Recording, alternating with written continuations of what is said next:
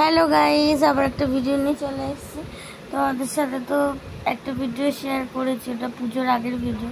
তো তারপর বাজার টাজারে গেলাম, গিয়ে ফল টল সব নিয়ে আসতে গেছিলাম। তো ফল আনা হয়ে গেছিলো, মিষ্টি, ফুল, মাছ। কি দাম বাবা, প্রচুর দাম। তাই এই ফলগুলো নিয়ে এসেছি, বেদানা, মৌসুম্বি, তারপর নাশপাতি, কলা আর হচ্ছে আপেল।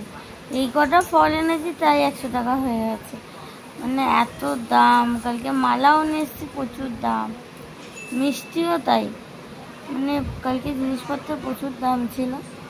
তো আমার তো ফল কাটার ছুরি আছে ঠাকুরের, বটি নেই, ওই কারণে যেটার মধ্যে ভেবেছি খই দেবো, তো ওটার ওপরে রেখেই সব কিছু কেটে নিয়েছি। সব ফলে ওরকমভাবে কেটেছি। কাটতে একটু প্রবলেম হচ্ছিলো, কারণ পাথর তো, আর ছুরিটাও খুব ছোট, তো কাটতে একটু প্রবলেম হচ্ছিলো, তাও কেটে নিয়েছি। কারণ বটি নেই, ছুরি দিয়ে আমার কাটতে বেশি সুবিধা হয় বটির থেকে। আমি বটিতে কাটলে আমার হাত কেটে যায়। তাও রান্না মাঝে মাঝে বটিতেই কেটে ফেলি, যখন খুব তাড়া থাকে বটিতে কেটে ফেলি, ছুরিতে কাটি না, কারণ আমার বোর্ড নেই ছুরি। ওই কারণে আমি ছুরিতে কাটতে পারি না, বটিতেই কাটতে হচ্ছে, বোর্ডটা ভেঙে গেছে। এই ফল টল কেটে নিয়ে তারপর আবার পুজোতে বসবো।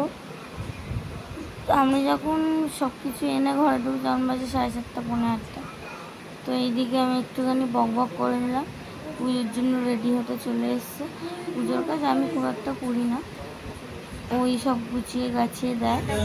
আমি শুধু একটু ওই ধূপকাঠি মোমবাতি ধরিয়ে দিই, তাই হয়। আমি এইসব কাজ আমি পারি না, কারণ আমার বাড়িতে তো এইসব ঠাকুর নেই, তো ওই কারণে আমি কাজগুলো ঠিক যাই না। বড় ভালো জানা ওই দেখতে পাচ্ছ পুরো রেডি প্রসাদ।